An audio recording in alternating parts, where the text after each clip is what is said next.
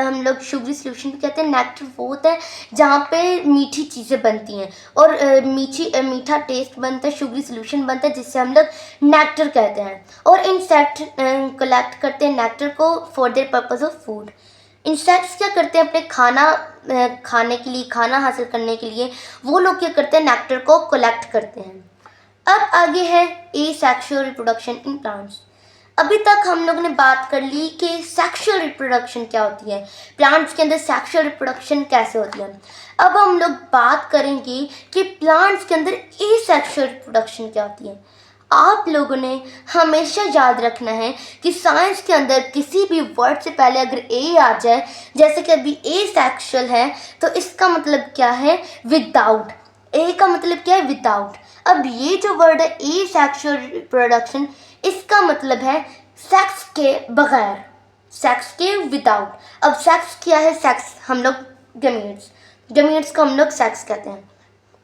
अब asexual reproduction और cloning में टेक प्लेस नेचुरली और आर्टिफिशियली। अब एसेक्सुअल रिप्रोडक्शन को, एसेक्सुअल को जैसे मैंने आप लोग बताया कि एसेक्सुअल के अंदर क्लोनिंग होती है, क्लोन्स होते हैं, क्लोनिंग होती है, इसीलिए यहाँ पे इन्होंने क्लोनिंग लिखा है कि एसेक्सुअल रिप्रोडक्शन और क्लोनिंग में टेक प्लेस नेचुरली और आर्टिफिशियली। इसका मतलब कि एसेक्सुअल रिप्रोडक्शन जो होती है वो नेचुरली भी होती है, आर्टिफिशियली भी होती है। नेचुरल आर्टिफिशियली क्या है, नेचुरली वर्ड जो है वो नेचुरल से निकला है जिसका मतलब है नेचर, अल्लाह ताला की तरफ से। और आर्टिफिशियली आर्टिफिशियल से निकला है जिसका मतलब है जो चीज़ें इंसानों ने बनाई होती हैं। अब जो एसेक्सुअल रिप्रोडक्शन जो होती है वो नेचुरल भी होती है, यानी कि कुदरती भी होती है और आर्टिफिशियली भी होती है। नेचुरल एसेक्सुअल रिप्रोडक्शन क्या है, natural asexual reproduction, natural cloning occurs in vegetative parts of a plant such as leaves, roots, stems and birds. अब नेचुरल एसेक्सुअल रिप्रोडक्शन क्या है, नेचुरल एसेक्सुअल रिप्रोडक्शन तब होती है जब वेजिटेटिव पार्ट्स होते हैं। किधर होती है, नेचुरल एसेक्सुअल रिप्रोडक्शन प्लांट्स के वेजिटेटिव पार्ट्स में होती हैं। अब वेजिटेटिव पार्ट्स क्या होते हैं, वेजिटेटिव पार्ट्स वो होते हैं जो कि बढ़ रहे होते हैं, कि जैसे कि प्लांट के अंदर जैसे कि लीव्स होते हैं वो बढ़ते हैं, रूट्स होती हैं वो बढ़ती हैं, स्टेम्स होती हैं वो बढ़ते हैं, बर्ड्स होती हैं वो भी बढ़ते हैं। तो ये सारे क्या हैं, वेजिटेटिव पार्ट्स हैं प्लांट के। Some examples of natural asexual reproduction methods are shown below. Bulbs such as onions are large underground birds with swollen leaves full of food. Each year new bulbs grow inside the old one. अब bulbs क्या हैं, अब natural asexual reproduction की जो methods में जो example आ जाती हैं वो है bulbs, runners और tuber। मैं आप लोगों को पहले बताऊंगी कि bulbs क्या है। bulbs जैसे कि आप लोगों ने onions देखे होंगे, onions कहते हैं प्याज को। जो प्याज होते हैं वो क्या करते हैं कि जो अगर एक प्याज है जिसे हम लोग खाते भी हैं, अगर हम एक प्याज को ज़मीन के अंदर रख देंगे, उसे उगाएंगे, ज़मीन के अंदर रखेंगे, अंडरग्राउंड हम लोग करेंगे, तो फिर वो क्या होगा कि जो एक प्याज है उसके अंदर ऊपर से ये इस तरह से ग्रीन कलर के बर्ड्स निकलना स्टार्ट होंगे और एक नया प्याज उग सकेगा। एक ही प्याज से एक नया प्याज उग जाएगा। तो इसे हम लोग क्या कहते हैं, बल्ब्स कहते हैं। अब है runners. Strawberries send out special stems called runners that separate over the ground. New strawberry plants grow at the tips of these stems. अब आप लोगों ने स्ट्रॉबेरीज देखी होंगी, खाई भी होंगी, लेकिन आप लोगों ने कभी सोचा है कि स्ट्रॉबेरीज उगती कैसे हैं? मैं आप लोग बताती हूँ कि जो स्ट्रॉबेरीज हैं वो एक हम लोग उसे बीज देते हैं, स्ट्रॉबेरीज उगने लगती हैं। अब जब वो स्ट्रॉबेरीज का जो प्लांट उगता है फिर उसके ऊपर से एक और स्टेम्स निकलना स्टार्ट होती हैं, जैसे कि आप लोग यहाँ पे देख रही होंगी। ये स्टेम्स इसकी एक प्लांट के अंदर से निकल रही हैं और वो फिर से पूरे ग्राउंड में क्या हो रही हैं, फैल रही हैं। तो जब वो फैल रही हैं फिर क्या होते हैं, जो स्टेम्स जो निकली होती हैं उनके टिप्स में ना एक और स्ट्रॉबेरी प्लांट उगने लगता है, तो उसे हम लोग क्या कहते हैं, रनर्स कहते हैं। अब आगे है tuber. Some stems of the potato plant grow underground and become swollen with stored food. The swelling is a potato or tuber. If a tuber is planted, new plants grow from buds, eyes of the potato. अब tuber की क्या बात हो रही है कि जैसे आप लोगों ने पोटैटो देखा होगा, आलू जिसे हम लोग कहते हैं, आलू को अगर हम लोग थोड़ी देर कहीं बाहर रखें तो उसमें क्या होगा, ये इस तरह से स्टेम्स, वाइट कलर के स्टेम्स निकलना स्टार्ट होंगी, जिसे हम लोग ये जब निकलना स्टार्ट होंगी और इसे हम लोग क्या कहते हैं, आइज़ कहते हैं, पोटैटो की आइज़ कहते हैं। जब ये निकलती हैं, जब हम लोग फिर इसे एक मिट्टी के अंदर दफना देते हैं, मिट्टी के अंदर उगाने लगते हैं, तो फिर क्या होता है, ये जो स्टेम्स होती हैं, इससे एक न्यू पोटैटो ग्रो करने लगता है, एक न्यू पोटैटो प्रोड्यूस होता है। तो इससे हम लोग क्या कहते हैं, ट्यूबर कहते हैं। अब आगे यहाँ तक बात होगी नेचुरल एसेक्सुअल रिप्रोडक्शन की। अब बात आती है आर्टिफिशियल एसेक्सुअल रिप्रोडक्शन की। अब ये क्या है? Artificial asexual reproduction, artificial cloning, has been carried out by humans for hundreds of years. Techniques usually involve cutting species of plants that are desirable and growing into new plants. This artificial cloning is known as vegetative propagation. The new plants are called cuttings. Cuttings are usually pieces of the stems or leaves taken from a plant. अब इसमें बता रहे हैं कि जो artificial asexual reproduction है, ये हज़ारों सालों से 100 सालों से जो इंसान है वो इसे करते जा रहे हैं। अब जैसे कि आप लोगों ने एक फ्लावर को देखा होगा, जैसे आप लोग एग्जांपल ले लीजिए कि गुलाब का फूल, रोज़। जब आप लोगों ने कभी रोज़ के सीड्स देखे, रोज़ फ्लावर के सीड्स देखे, कि आप दुकान में जाएं उसे कह के रोज़ फ्लावर्स के सीड्स दे दें, वो देगा? क्योंकि जो रोज़ फ्लावर जो होते हैं उसके सीड्स नहीं होते हैं, होते हैं लेकिन कभी कभार होते हैं, किसी किसी के पास होते हैं, लेकिन किसी के पास नहीं होते। तो जो रोज़, फिर आप लोगों ने देखा होगा कि जब इसके सीड्स ही नहीं होते, बहुत कम होते हैं, फिर वो कैसे जो रोज़ फ्लावर है वो कैसे इधर होते हैं, हर एक ग्राउंड में होता है, वो कैसे होता है, हर एक बाग में होते हैं, किस तरह से होते हैं? वो आर्टिफिशियल एसेक्सुअल रिप्रोडक्शन से होता है। कि जो एक, समझो कि ये एक रोज़ फ्लावर है, इससे क्या लिया मैंने, इसकी एक छोटे से बस ये छोटी सी इसका एक पार्ट ले लिया, उसके जो है उसका एक छोटा सा पार्ट ले लिया, और उससे क्या है, एक दूसरे प्लांट के कि जो ग्रो कर रहा हो, वो यंग हो लेकिन वो ग्रो कर रहा, तो हम उसके साथ अगर उसे अटैच कर दे दूसरे के साथ, तो क्या होगा कि तो क्या होगा, इससे कि आर्टिफिशियल एसेक्सुअल रिप्रोडक्शन होगी। कि जैसे कि एक फ्लावर है, जैसे कि रोज़ फ्लावर है, उसके मैंने एक छोटा सा पीस लिया, उसे जाकर मैंने फिर से ज़मीन के अंदर उगा दिया, तो क्या हो जाएगा कि ये आर्टिफिशियल एसेक्सुअल रिप्रोडक्शन होगी। इससे एक दूसरा रोज़ फ्लावर खिल जाए, एक दूसरा रोज़ फ्लावर ग्रो कर लेगा, तो इससे हम लोग क्या कहते हैं, आर्टिफिशियल एसेक्सुअल रिप्रोडक्शन कहते हैं। और इसकी ये एग्जाम्पल मान जाते हैं वेजिटेटिव प्रोपगेशन।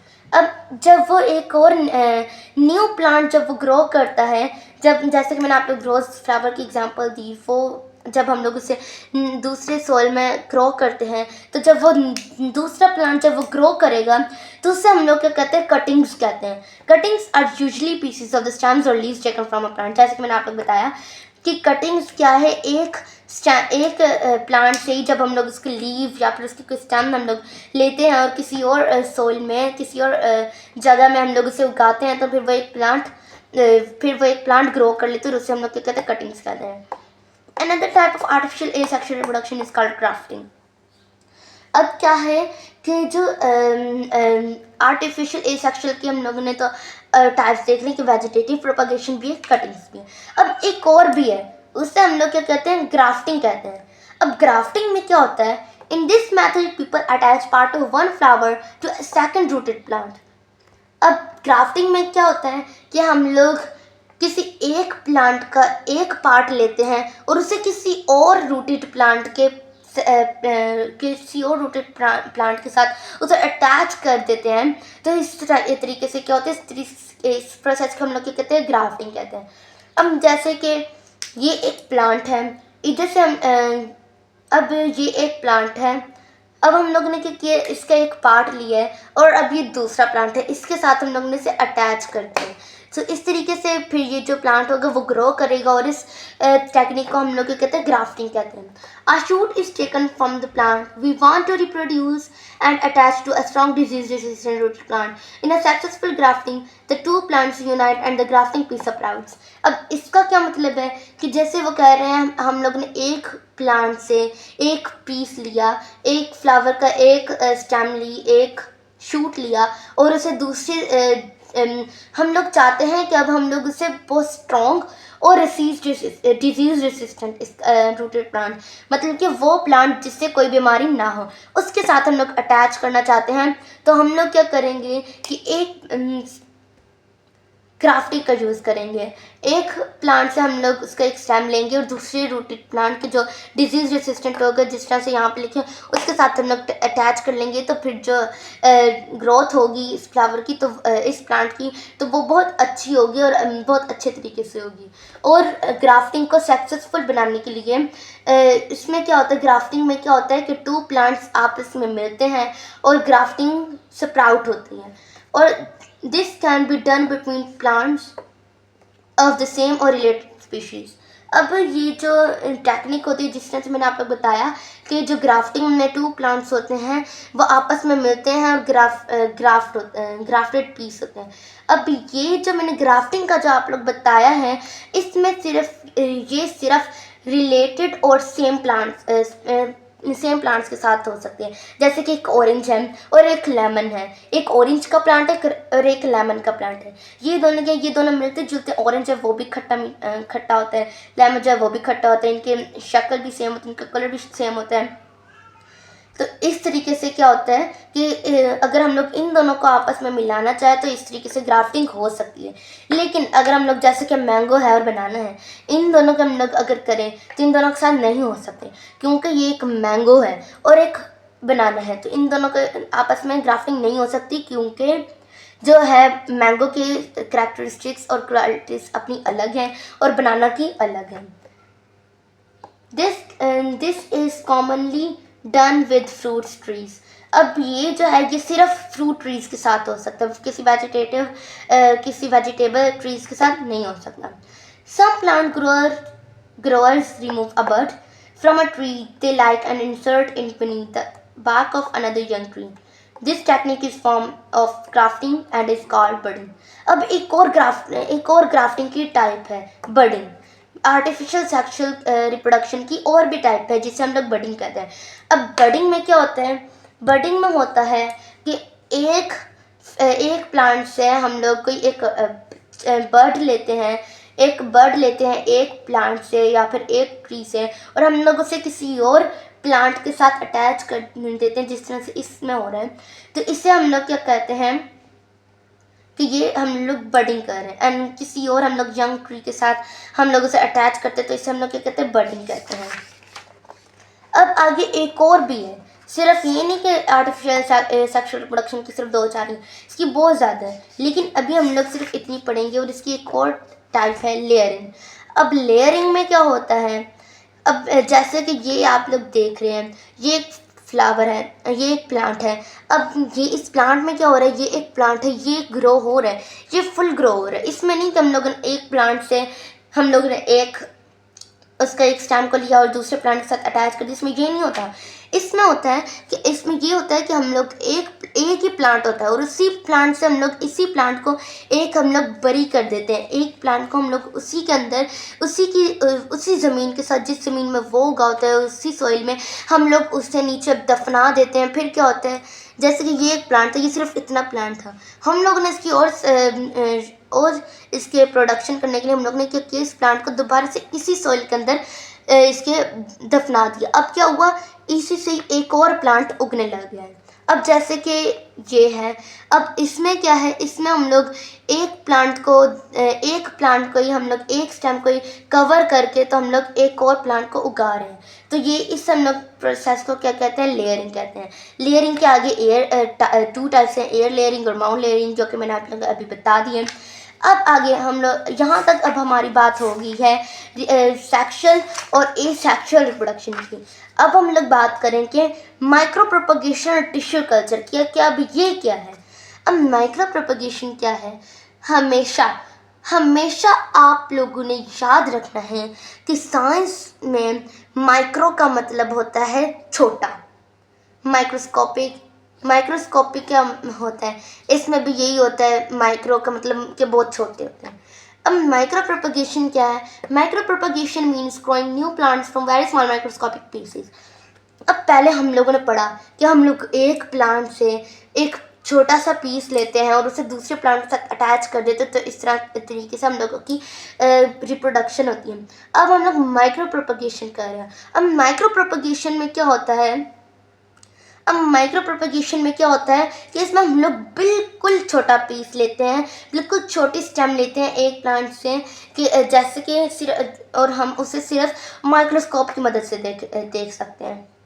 अब जो माइक्रो प्रोपगेशन होती है, ये वाली जो टेक्निक होती है, ये सिर्फ वन बर्ड के साथ भी हो सकती है, यानी कि सिर्फ एक बर्ड से भी हो सकती है। ज़रूरी नहीं कि बहुत ज़्यादा बर्ड्स का होना ज़रूरी है, ये सिर्फ वन बर्ड से भी हो सकती है। अब जैसे कि है, a stem is chopped into lots of tiny pieces। अब ये एक डायग्राम आपको नज़र आ रही है। अब वो इस डायग्राम की बात करें कि a stem is chopped into lots of tiny pieces, each with a bird on it। अब ये एक क्या है? ये एक पूरी स्टेम है। अब इसे हम लोगों ने क्या कर दी? चॉप कर दिया, मतलब कि काट दिया, कट कर दिया है बहुत छोटे छोटे पीसेस में। अभी यहाँ पे तुम छोटे लगने रहे, लेकिन ये बिल्कुल माइक्रोस्कोपिक पीसेस की तरह बिल्कुल छोटा हम लोगों ने इसे क्या कर दिया? कट कर दिया, चॉप कर दिया। और हर एक जो बर्ड है, इसके हर एक जो पीस है, उसमें क्या लगे, हर एक पीस के अंदर क्या है? एक छोटी सी बर्ड है। जैसे कि आप लोग देख रहे हैं, इस पीस में भी एक बर्ड है, इसमें भी बर्ड है, इसमें भी बर्ड है और इसमें भी बर्ड है। तो अब इसमें क्या हुआ है कि हम लोगों ने एक स्टेम ली, एक पीस लिए एक स्टेम का, हम लोगों ने उसे काटा, उस हर एक जो पीस था उसके साथ क्या थे? बर्ड थे। और हम लोगों ने क्या कर दिया? हर एक पीस को हम लोगों ने क्या किया? स्टेरिलाइज्ड किया। स्टेरिलाइज्ड का क्या मतलब होता है? कि हम लोगों ने उसे वाश किया, केमिकल्स के साथ वाश करना, ताकि वो कंटेमिनेशन से प्रिवेंट हो सके। और हम लोगों ने उसे एक कंटेनर में डाल दिया। हम लोगों ने उसे वाश किया, उसे स्टेरिलाइज किया और किसी और कंटेनर में डाल दिया, जैसा कि ये नज़र आ रहा है। अब ये कंटेनर क्या? अब कंटेनर, हर एक कंटेनर क्या है? हर एक पीस को हम लोग ने हर एक कंटेनर में डाल दिया। अब ये जो कंटेनर है, इसके अंदर क्या है? ग्रोथ मीडियम है। ग्रोथ मीडियम क्या है? अब जिसके ग्रोथ मीडियम के अंदर क्या है? एवरीथिंग है। हर वो चीज़ है जो कि प्लांट्स को चाहिए होती है ताकि वो ग्रो कर सके, बढ़ सके।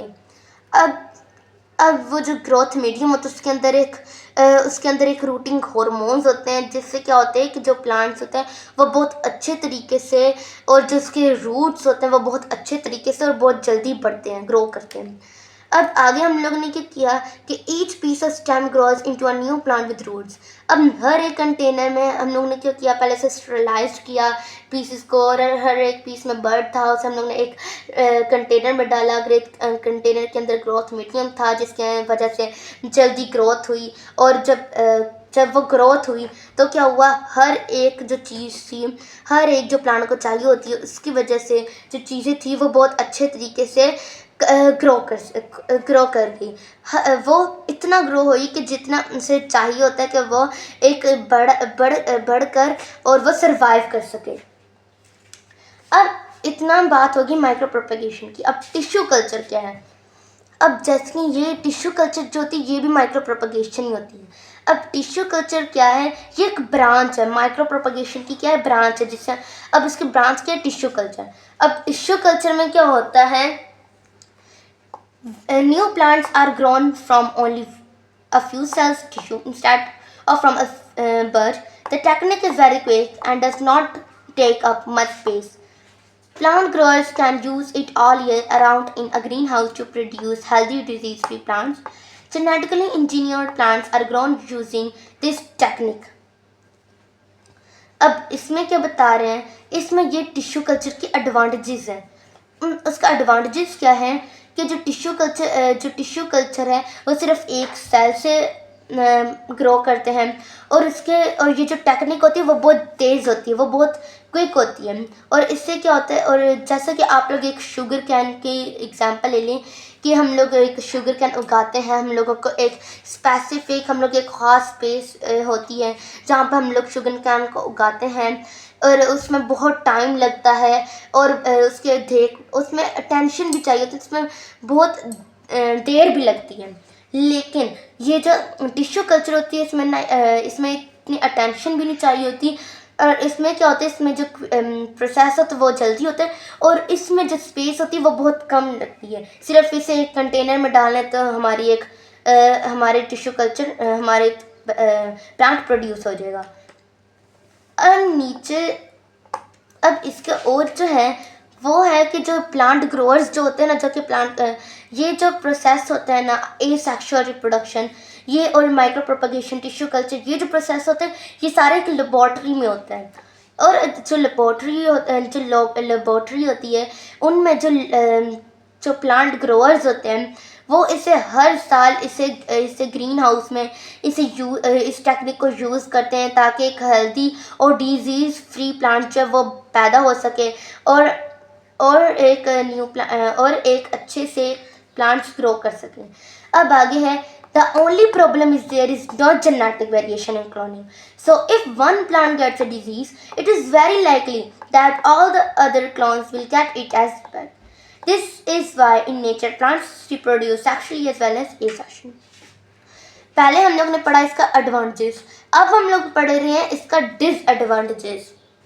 अब इसका डिसएडवांटेजेस क्या है कि इसमें एक प्रॉब्लम है कि इसमें जेनेटिक वेरिएशन नहीं होती। जैसे कि ये जो टिश्यू कल्चर होती है, माइक्रो प्रोपगेशन होती है, ये क्लोनिंग होती है। इसमें क्लोन्स होते हैं, तो जब क्लोन्स होते हैं जैसा पेरेंट वैसे उसका बच्चा, जब क्लोनिंग उसमें बीमारी तो इसमें बीमारी, तो इस तरह से इसमें प्रॉब्लम आ गई ना कि जैसे एक प्लांट है उसमें कोई डिजीज़ है तो जब वो दूसरा प्लांट पैदा होगा तो उसमें भी क्या होगा कि उसमें भी जो पहले में बीमारी थी वही उसमें भी आ जाएगी। तो इसीलिए कहते हैं, और इसीलिए यही इसका मसला है कि जो नेचर है ना, नेचर में जो प्लांट्स जो होते हैं वो सेक्सुअल रिप्रोडक्शन ज़्यादा अच्छे करते हैं एसेक्सुअल रिप्रोडक्शन में। अगर आप लोगों से सवाल किया जाए कि सेक्सुअल रिप्रोडक्शन ज़्यादा अच्छी है या फिर एसेक्सुअल रिप्रोडक्शन, तो आप लोगों ने कहना है कि सेक्सुअल रिप्रोडक्शन ज़्यादा अच्छी है। अब आगे है vegetative propagation and agriculture. Vegetative propagation से मैंने आप लोग बता दिया। अब हम लोग पढ़ेंगे कि उसका एडवांटेजेस क्या है। अब उसके एडवांटेजेस क्या है, many plants can B grown from one parent, मतलब कि जो एक प्लांट है उससे बहुत ज़्यादा प्लांट्स उग सकते हैं और बहुत ज़्यादा प्लांट्स ग्रो कर सकते हैं। Since all new plants will be exactly like the parents, any desirable features such as increased yield and crop quality will be present in the new plants. मतलब इसका मतलब है कि जैसा